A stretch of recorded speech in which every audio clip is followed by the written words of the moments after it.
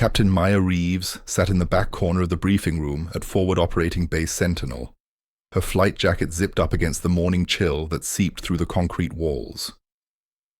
It was 5:43 a.m., and the sun hadn't yet broken over the Afghan mountains that surrounded the remote outpost, like ancient sentinels. She held a cup of bitter coffee in both hands, letting the warmth seep into her fingers, and watched as the other pilots filed in with their usual swagger and loud conversation. They talked over each other about their flight hours, their combat missions, their near misses with enemy fire, each story bigger and bolder than the last. Maya said nothing, as she always did, and they ignored her, as they always did. Before we begin, tell us in the comments where in the world you're watching from. Major Derek Patterson stood at the front of the room, his arms crossed over his chest, waiting for the noise to die down. He was the squadron commander, a veteran with 15 years of combat flying experience and a chest full of medals to prove it. Next to him stood Lieutenant Jake Morrison, Captain Brad Chen, and Captain Tommy Rodriguez, the golden boys of the squadron, the pilots everyone wanted to fly with, the ones who got the glory missions while Maya got stuck with supply runs and reconnaissance flights. She had stopped trying to prove herself to them months ago. It was exhausting, trying to earn respect from men who had decided before meeting her that a woman didn't belong in a cockpit over a war zone. "All right, settle down," Patterson barked, and the room fell silent. "We've got a situation." At 0300 hours this morning, an Army Special Forces team was inserted into the Korengal Valley to gather intelligence on enemy movements. They were supposed to check in at 0500. They didn't. We've had no contact for over 40 minutes, and command is concerned. Maya leaned forward slightly, her interest piqued. The Korengal Valley was notorious, a deadly maze of ridges and ravines where the enemy knew every cave, every trail, every ambush point. Locals called it the Valley of Death, and for good reason. Dozens of American soldiers had died there over the years, and the enemy fighters moved through the terrain like ghosts, striking without warning and disappearing just as quickly. Morrison raised his hand. "What's the mission, sir?" "Combat search and rescue." "Not yet," Patterson replied. "Right now it's reconnaissance. We need eyes on their last known position. Command wants to know what we're dealing with before committing ground forces. Could be equipment failure. Could be they're maintaining radio silence. Or it could be an ambush. We won't know until someone takes a look." "I'll take it," Morrison said immediately, already rising from his seat. "Give me Chen as my wingman, and we'll have eyes on target in 20 minutes. Patterson shook his head. "Not this one, Jake. The weather's turning bad. There's a storm system moving in from the west, heavy clouds, poor visibility. This mission requires someone who knows how to fly in conditions where you can't see your own wings. Someone who won't panic when the mountains disappear in the fog." The room fell silent. Everyone knew what Patterson was saying without saying it. Morrison was an excellent pilot in clear conditions, aggressive and skilled, but he had a reputation for taking unnecessary risks. Chen was solid, but inexperienced in bad weather. Rodriguez flew like he was auditioning for an air show, all flash and no patience. They were combat pilots, trained for speed and firepower, not for the delicate, dangerous work of threading an aircraft through mountain passes in zero visibility. Patterson's eyes found Maya in the back corner. "Reeves, this one's yours." The silence in the room became almost physical. Morrison's jaw dropped. Chen looked confused. Rodriguez actually laughed, though he cut it off quickly when Patterson glared at him. Maya felt every eye in the room turn to her, felt the weight of their skepticism and disbelief.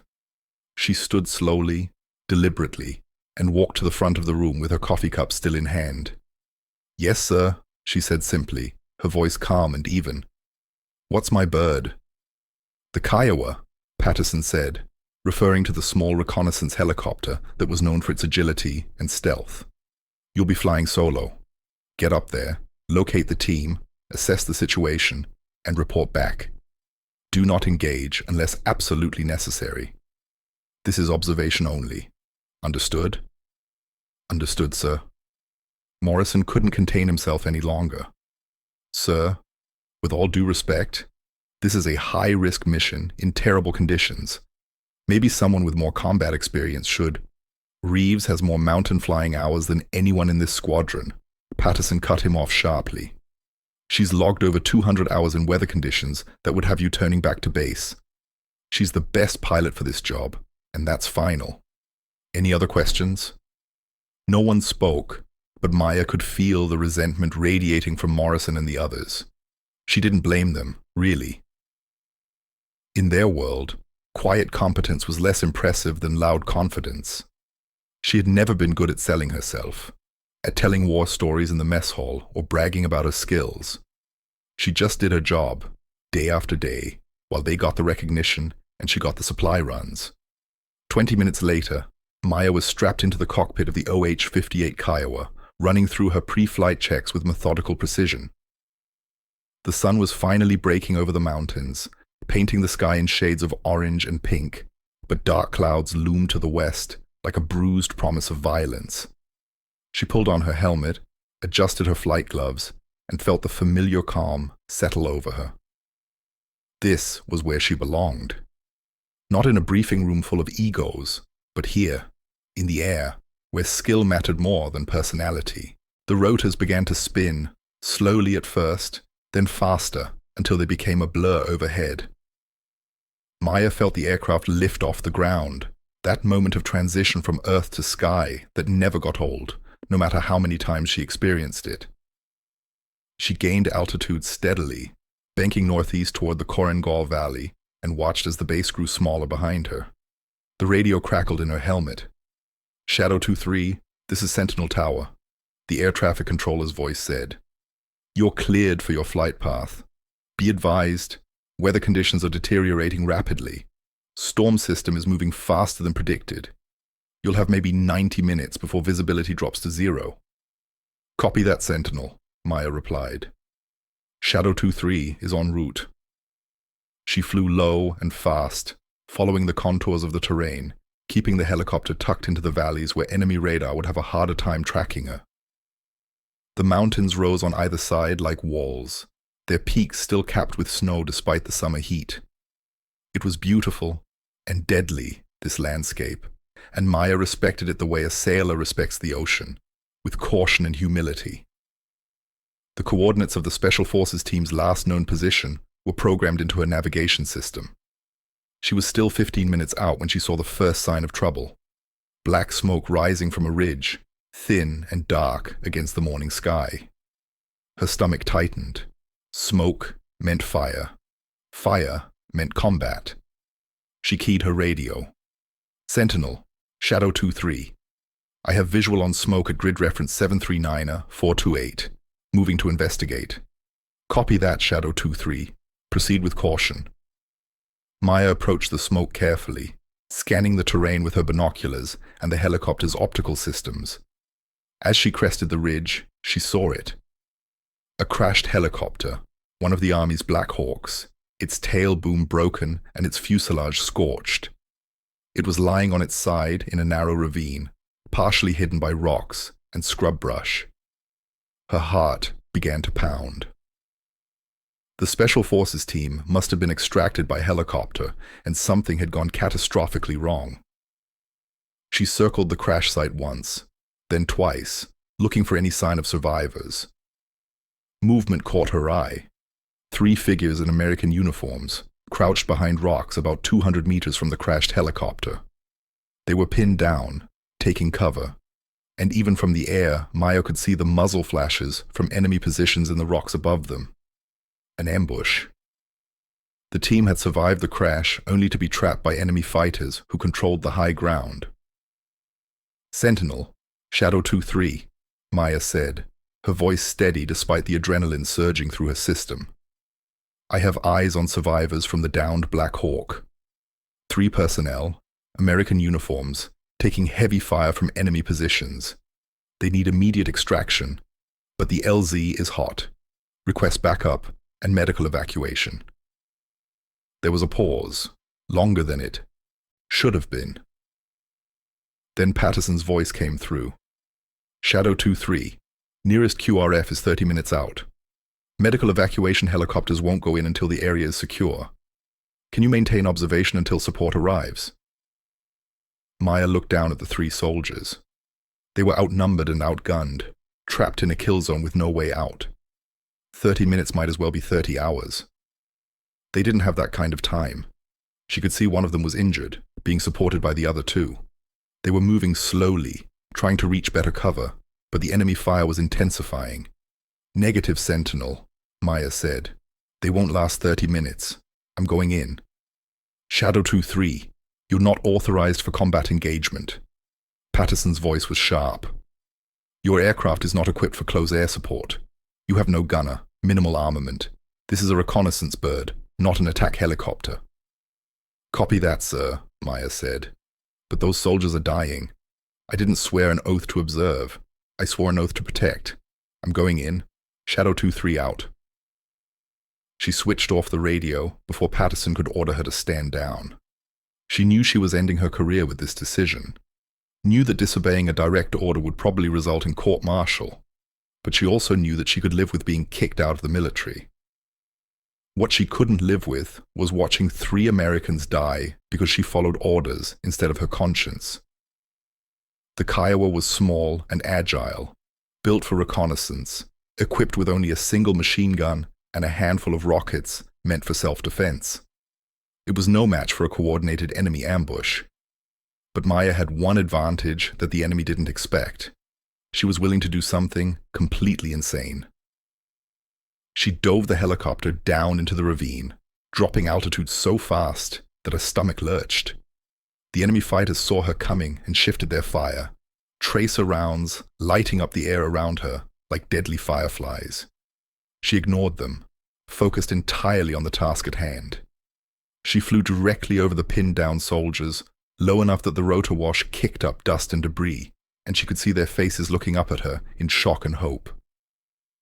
Using hand signals, she gestured for them to move toward a small clearing about 50 meters away. They understood immediately and began moving, using the distraction of her helicopter to break from their cover. Maya pulled up hard, banking to draw the enemy's attention, making herself the target instead of the soldiers below. Bullets pinged off her fuselage. Warning lights flashed on her instrument panel. She didn't care. She fired her machine gun in controlled bursts at the enemy positions, not trying to hit them necessarily, but to keep their heads down, to make them think twice about exposing themselves. She launched one of her precious few rockets at a cluster of rocks where she'd seen muzzle flashes. The explosion was small but effective, sending debris and dust into the air and buying the soldiers a few more seconds. The 3 men reached the clearing. Maya brought the Kiowa down fast, the skids hitting the ground hard enough to make the whole aircraft shudder. She kept the rotors at full power, ready for immediate takeoff. The soldiers ran toward her, the 2 uninjured ones carrying their wounded comrade between them. Maya's side door was already open, and she shouted over the roar of the engine, "Get in! Move! Move! Move!" They scrambled aboard, dragging their injured teammate into the cramped cargo area. Maya didn't wait for them to strap in. The moment they were clear of the skids, she pulled maximum power and lifted off, the helicopter straining under the extra weight. Enemy fire erupted all around them. She felt impacts on the tail boom, heard the distinct crack of bullets passing close. One of the soldiers behind her returned fire with his rifle, leaning out the open door to lay down covering fire as they climbed. "Hang on!" Maya shouted, throwing the helicopter into a hard banking turn that made her passengers grunt with the G-forces. She flew the Kiowa like it was an extension of her own body, making it dance and weave through the air in ways the enemy couldn't predict. More warning lights appeared on her console. The engine temperature was climbing. Hydraulic pressure was dropping. They had taken damage, possibly serious damage, but the helicopter was still flying, and that was all that mattered. She kept it low, using the terrain for cover, racing back toward the base as fast as the struggling aircraft would go. Behind her, one of the soldiers was working on his injured teammate, applying pressure to a wound, talking to him in a steady, calm voice. Another was on the radio, calling in their status, requesting medical teams to be ready. The soldier in the co-pilot seat turned to look at Maya. He was young, maybe 25, with dirt and blood on his face and eyes that had seen too much. "I don't know who you are," he said, his voice hoarse, "but you just saved our lives. You weren't supposed to come in. I heard the radio chatter. They ordered you to stay back." Maya kept her eyes on her instruments, monitoring the failing systems, calculating whether they'd make it back before something critical gave out. "Orders are important," she said, "but not as important as people." The storm system that had been threatening all morning finally rolled in. Visibility dropped to almost nothing as thick clouds engulfed the mountains. Rain began to hammer against the windscreen. This was exactly the kind of weather that Patterson had warned about, the kind that made flying through mountain passes suicidal. But Maya had flown in worse. She trusted her instruments, trusted her training, and more importantly, she trusted herself.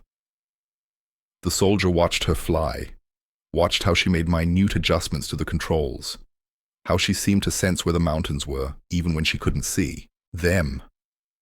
"You're really good at this," he said quietly. "I'd better be," Maya replied. "We're flying on one good engine and a prayer right now." At 6:37 a.m., the forward operating base appeared through the rain and clouds. Maya had never been so happy to see those ugly concrete walls. She brought the damaged Kiowa in for an emergency landing, setting it down harder than she would have liked, but getting everyone on the ground in one piece. The rotors were still spinning down when medics rushed forward with a stretcher for the injured soldier. Major Patterson was waiting as Maya climbed out of the cockpit, his face unreadable. The 3 Special Forces soldiers were being led away for debriefing and medical checks, but the young one in the co-pilot seat stopped and turned back. "Captain Reeves," he called out, reading her name tape. "Thank you. Seriously, thank you." She nodded, too exhausted for words. Then she faced Patterson, ready for whatever punishment was coming. He looked at her for a long moment, the rain soaking both of them, and then he did something unexpected. He saluted her. "That was the bravest, most foolish thing I've ever seen a pilot do," Patterson said. "You disobeyed a direct order. You risked your life and a multi-million-dollar aircraft. You flew into an active combat zone in a reconnaissance helicopter with minimal armament." He paused, and the ghost of a smile crossed his face. "And you saved 3 American lives. The Army commander already called me. Those men are alive because of you. I should court-martial you. Instead, I'm recommending you for the Distinguished Flying Cross." Maya felt her knees go weak with relief. "Sir, You did the right thing, Reeves," Patterson said more quietly. "The hard thing. The thing that no one else would have done. I'm sorry I didn't see what you were capable of before this. I let the noise from the other pilots drown out the quiet competence of the best aviator in my squadron. That changes today." Over the next few hours, word of what happened spread through the base like wildfire. The soldiers Maya had rescued told their story to anyone who would listen. The maintenance crew examined the damaged Kiowa and marveled that she'd kept it flying with half the systems shot up. And the other pilots in the squadron, the ones who had ignored her and dismissed her for months, began to look at her differently. That evening at 7:12 p.m., Maya was in the mess hall, sitting alone as usual with a tray of food she was too tired to eat. Morrison approached her table, Chen and Rodriguez behind him. She braced herself for mockery or resentment, but Morrison just stood there awkwardly for a moment before speaking. "Mind if we sit?" he asked. Maya gestured to the empty chairs, surprised. They sat down, and for a moment no one spoke. Finally, Morrison cleared his throat. "I owe you an apology. Actually, I owe you about 100 apologies. I've been a complete jerk. I assumed that because you were quiet, you weren't any good. I assumed that because you didn't brag about your skills, you didn't have any. I was wrong about everything. Chen nodded. We all were. What you did today, that was incredible. Not just the flying, but the courage. You put your career on the line for people you'd never met. Any of us would have done the same, Maya said quietly. Rodriguez shook his head. No, we wouldn't have. We would have followed orders and waited for authorization, and those soldiers would be dead. You saw what needed to be done, and you did it. That's what makes you different. That's what makes you the best pilot here. Maya didn't know what to say. She had spent so long being invisible, being overlooked, that she wasn't prepared for recognition. But as she looked at their faces, genuine respect replacing the casual dismissal she'd grown accustomed to, she realized that something fundamental had changed. She had earned their respect not by becoming loud or aggressive, not by playing their games, but by being exactly who she was. Quiet, competent, and brave when it mattered most. Over the following weeks, Maya flew more missions, all of them alongside pilots who now trusted her completely. Morrison requested her as his wingman. Chen asked her to train him in bad weather flying techniques. Rodriguez admitted he had a lot to learn from her. And every time they flew together, they came back safely, because they had finally learned to listen to the quiet pilot who had always known exactly what she was doing. The Distinguished Flying Cross ceremony took place on a bright morning in September. Maya stood at attention while the base commander pinned the medal to her uniform and read the citation describing her actions. The 3 soldiers she had rescued were there, standing in the front row, and when the ceremony ended, they were the first to shake her hand. You gave us a second chance at life, the young soldier from the co-pilot seat said. I'm getting married next month. I'm going to meet my daughter when she's born in March. None of that would have happened without you. Maya felt tears sting her eyes, but blinked them back. I'm just glad I was there, she said. I'm glad I could help. That night, she sat alone on the roof of her barracks, looking up at the stars that filled the Afghan sky. She thought about all the years of being ignored, of being underestimated, of working twice as hard for half the recognition. She thought about how close she'd come to giving up, to accepting a lesser role, to believing what others said about her limitations. But she hadn't given up. She had kept flying, kept improving, kept trusting in her own abilities even when no one else did. And when the moment came, when lives hung in the balance and courage was required, she had been ready. Not because she was trying to prove something to the men who had dismissed her, but because she had proven something to herself years ago, that she was exactly where she belonged. Captain Maya Reeves, the quiet pilot, the one they had ignored, had become their greatest hope when it mattered most. And in doing so, she had shown them all what true strength looked like. It wasn't loud or flashy. It didn't need recognition or praise. It was steady, capable, and always there when you needed it most. Like the beating of a helicopter's rotors carrying you safely home through the storm.